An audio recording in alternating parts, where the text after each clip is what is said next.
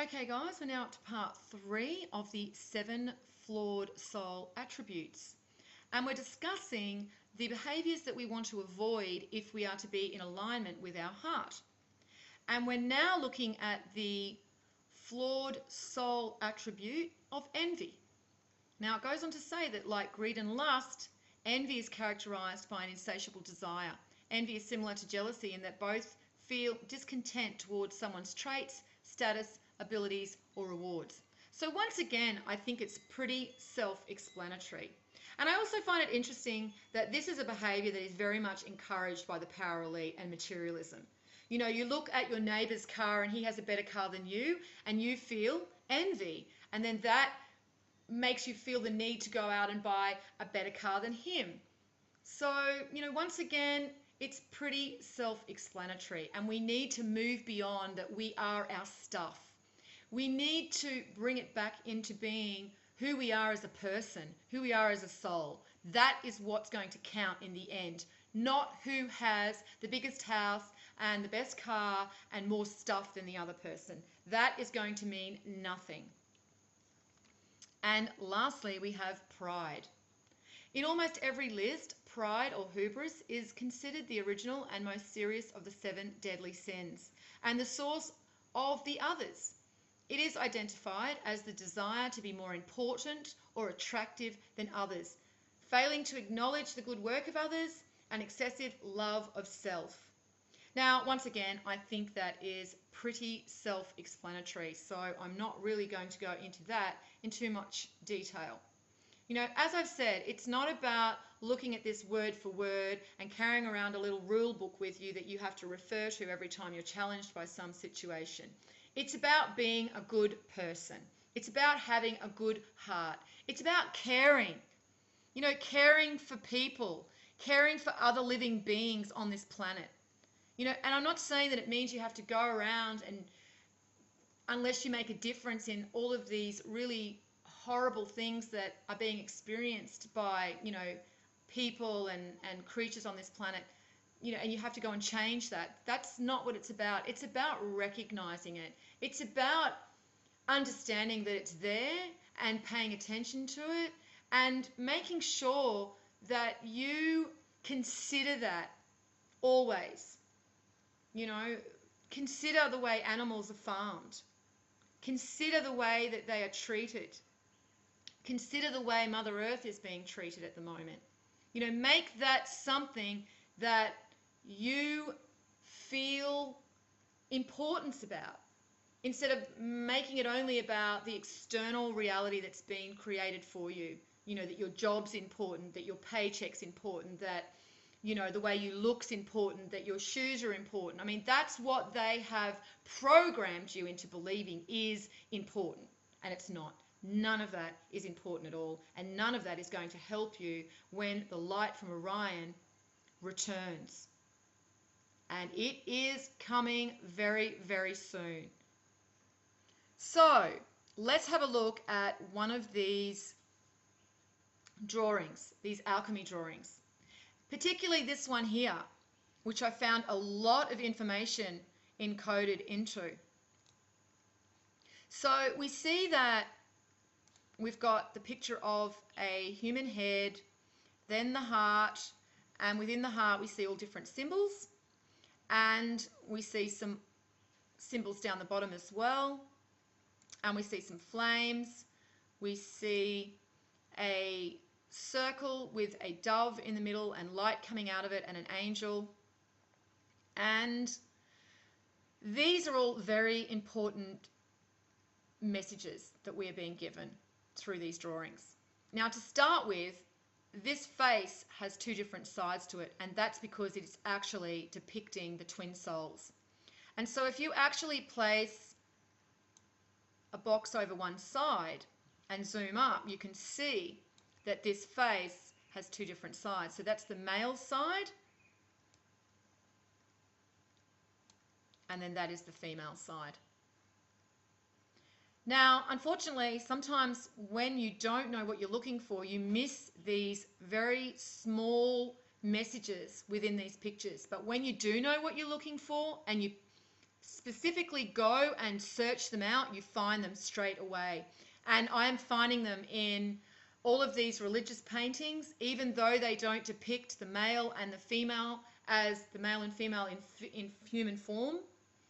Sometimes they do, sometimes they don't. But whenever they don't, they've always got some other symbol there to show you that they are actually talking about the male and the female. Because as I've said, we are created from God consciousness, birthed onto this physical realm as two halves, and that is a male and a female. So our soul is split into two, and we are half the soul is female and the other half is male.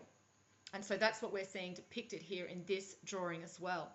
Now, I've said many times before, and I will be doing another video to just give you some more information about the number codings. Number 7 means the ethereal body. Number 6 means the physical body. So we have a physical manifestation to who we are while we're on this physical plane, and we also have an ethereal part of who we are. And the ethereal is depicted by the number 7, and the physical is the number 6. So on this side of the heart, we see that we have 14 flames. And so that is 7 for the female soul and 7 for the male soul. Now, 7 also means the 7 gates to God consciousness. Think of our chakra system as 7 gates, and that we move from the root chakra, which is the first gate, up through our body, up through our energy system, through the 7 gates to God consciousness, which is past the third eye and into the crown chakra. So the crown chakra is actually God. We're meeting with God again when we're at the crown chakra. Now on the left, we see that we have this circular looking cloud and the dove. Now this is depicting Orion, the light from Orion, and the light returning. And when we see the dove, that is the light once it's been transmuted through the sun. Because once the light moves through the sun, it's transmuted and then manifested onto the physical plane. So it becomes a different energy. And this is what we know as Jesus, we know as Christ, the dove. It's all symbolizing the light of Orion once it's been transmuted through our sun or Horus. And on this side, we have flames again. Sorry, guys. 1, 2, 3, 4, 5, 6, 7. And as I said, this is depicting the 7 gates back to God, which is Orion, Osiris. Now, the peacock is also symbolizing the changing light.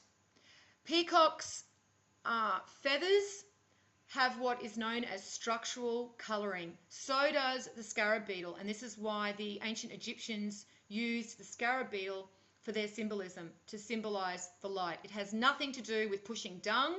That is complete and utter disinformation. It's all about the light changing, the angles of light changing.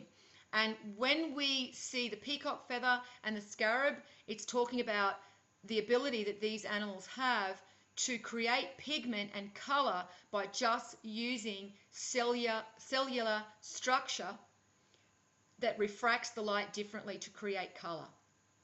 So think of a crystal prism and how it changes the white light into the 7 colors of the spectrum. Well, that is what these creatures have the ability to do with their feathers and the shell.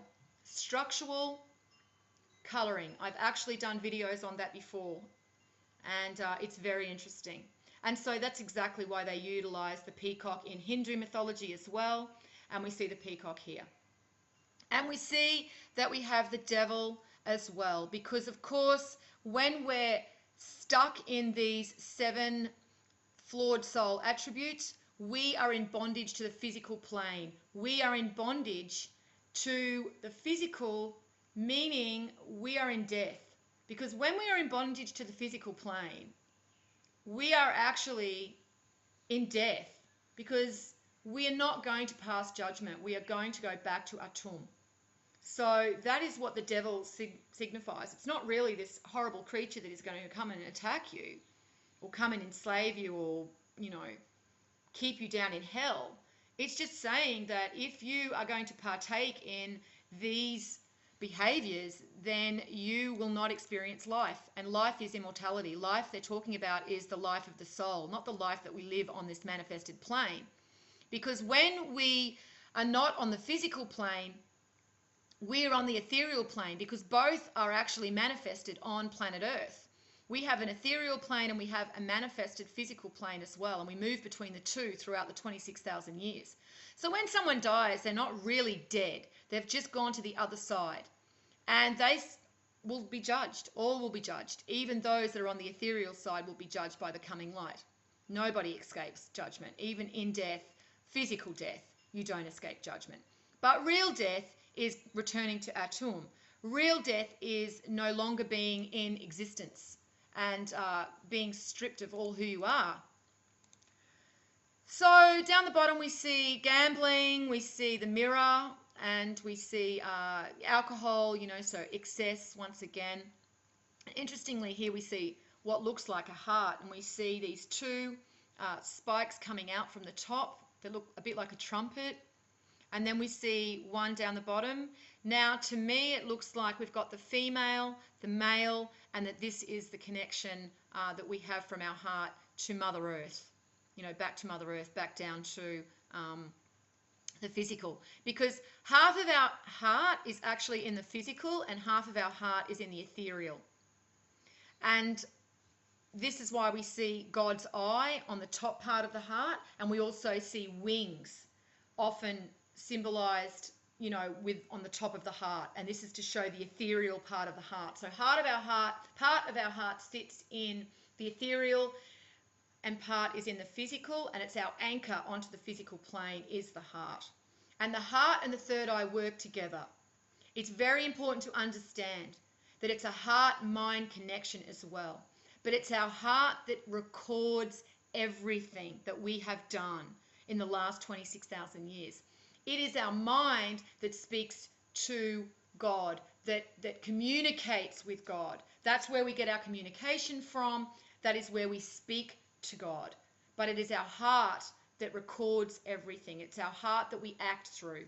It's our heart that, basically illuminates when the light returns and can be seen for everything that is within it. But it's through the third eye that we return back to God consciousness. So once again, it's important to understand they work together. Well, that pretty much covers it, guys. I've probably left a bit out here and there. That's why I always say it's really helpful that you just take what I give you and then expand on it. Go and research more. Don't just consume whatever I'm bringing you and say, okay, that's it. Go out and do your own research. It's all part of, consciously evolving and expanding is taking in more information. And there's plenty of it out there if you go looking. So I will put the link underneath once again for the 7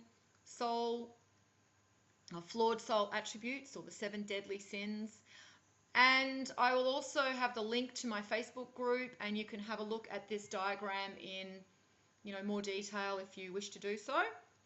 But other than that, guys, I will finish up here, and that's pretty much it for the 7 soul flawed attributes that you want to avoid to be in alignment with your heart. Okay, well, I'll leave it here, and as always, peace out.